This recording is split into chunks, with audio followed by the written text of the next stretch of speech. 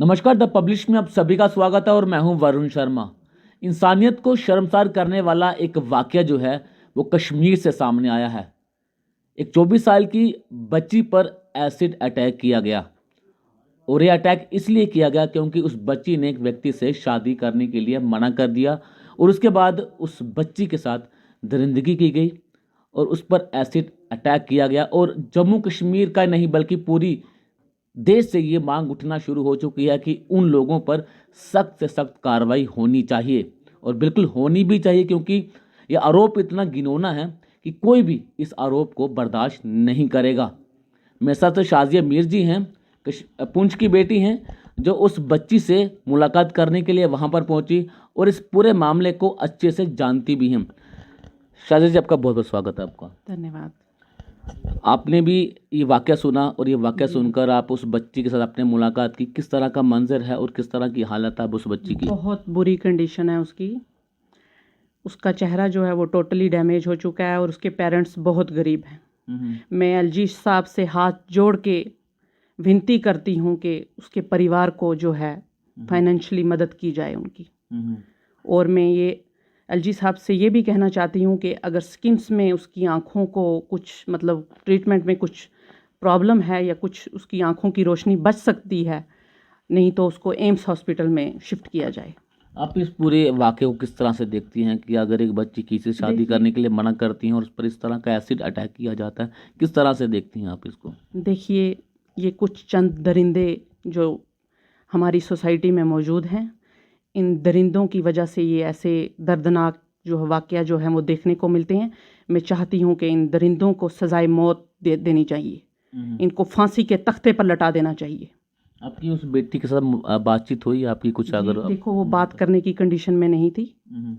उसके पेरेंट्स जो हैं, उसके फादर जो हैं वो टेलर हैं, उनसे मैं मिली। उनको हमने फाइनेंशियली सपोर्ट करने का भी उनको हमने फाइनेंशियली सपोर्ट करने का भी कहा है और हम इंशाल्लाह उनकी सपोर्ट भी करेंगे।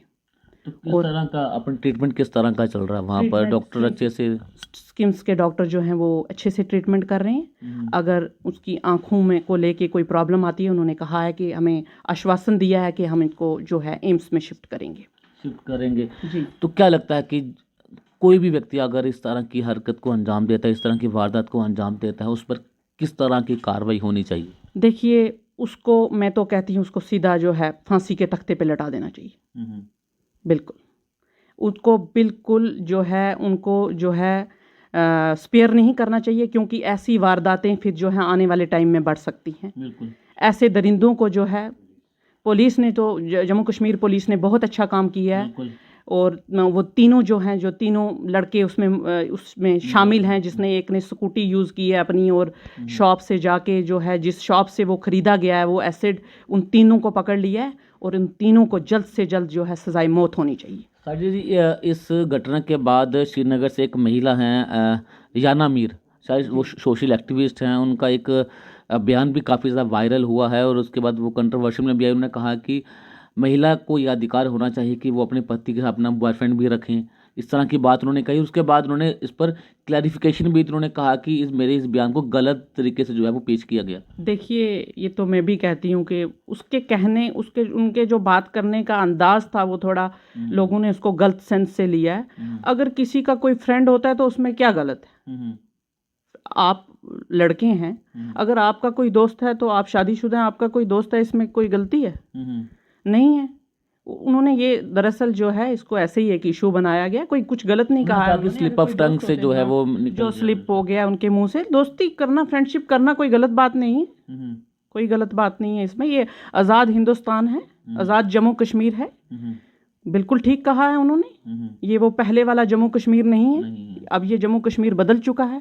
जम्मू कश्मीर में बदलाव आ चुके हैं और मैं प्राइम मिनिस्टर साहब से ये अपील करना चाहती हूँ कि उस लड़की के परिवार को जो है अच्छी से अच्छी फैसिलिटी जो है एम्स में मिलनी चाहिए। अगर उनको स्किम्स के डॉक्टर जो हैं वो शिफ्ट करेंगे वहाँ पे, अच्छा उनको ट्रीटमेंट मिलना चाहिए। हम हिंदुस्तान की अगर मैं बात करूँ तो पूरी दुनिया में से हिंदुस्तान एक ऐसा देश है जो सबसे ज़्यादा महिलाओं की इज्जत करता है।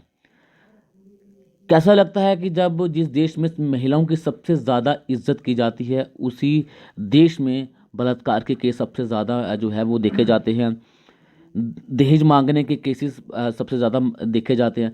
क्या लगता है कि जिस देश में महिलाओं को इतनी ज़्यादा इज्जत दी जाती है उसी देश में इस तरह की चीज़ें देखने को सामने आती हैं, कितना शर्मनाक होता है। बड़ा अफसोस होता है जब मैं इस तरह के किस्से सुनती हूँ। जिस देश में महिलाओं को पूजा जाता है, जिस देश में महिलाओं की इज्जत की जाती है, उस देश में फिर चंद लोगों की वजह से जो है, जो लोग देश को बदनाम करते हैं, उन लोगों की वजह से जो है ये किस्से जो हैं सामने आते हैं। मैं चाहती हूँ कि इन लोगों पे जो है स्ट्रिक्ट एक्शन लिया जाना चाहिए, ताकि ऐसे जो वाक़या हैं आने वाले टाइम में देखने को ना मिले। हम आखिरी सवाल करना चाहूँगा, आपने इस बच्ची की अपनी मदद जो है वो की है, आप उनसे मुलाकात करने के लिए वहाँ पर पहुँची। क्या इससे पहले भी कोई ऐसा मामला आपने देखा जम्मू कश्मीर से? बहुत कम मामले जो है वो जम्मू कश्मीर से देखने को मिलते हैं इस तरह के। बहुत केस हमारे यहाँ पुंछ में भी हुए। एक लड़की टीचर थी, उसको बुरी तरीके से, जो उसके देवर ने ही शायद बुरी तरीके से उसको मार दिया। पुंछ का ये कुनैया का एक वाक़या आपने सुना ही होगा। तो उसका हस्बैंड शायद कहीं फॉरेन में था, तो फिर जो है उसके साथ ऐसे बहुत किस्से हैं जो मेंढर में देखने को मिले हैं। मेंढर में भी एक टीचर का किस्सा हुआ, पुंछ में भी ऐसे कई किस्से जो हैं वो सामने आए हैं। मैं यही जम्मू कश्मीर पुलिस से ये गुजारिश करती हूँ कि ऐसे जो किस्से जो देखने को मिल रहे हैं, इन लोगों पे जो ये दर्दनाक चीज़ों को अंजाम देते हैं, इन लोगों के खिलाफ जो है सख्त से सख्त कार्रवाई की जानी चाहिए।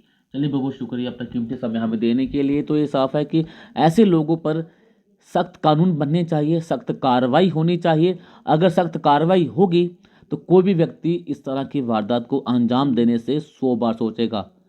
और मुझे यह भी उम्मीद है कि जम्मू कश्मीर ने बेहतरीन काम किया है और कुछ ही समय के बाद उन तीनों हैवान लोगों को गिरफ्तार किया।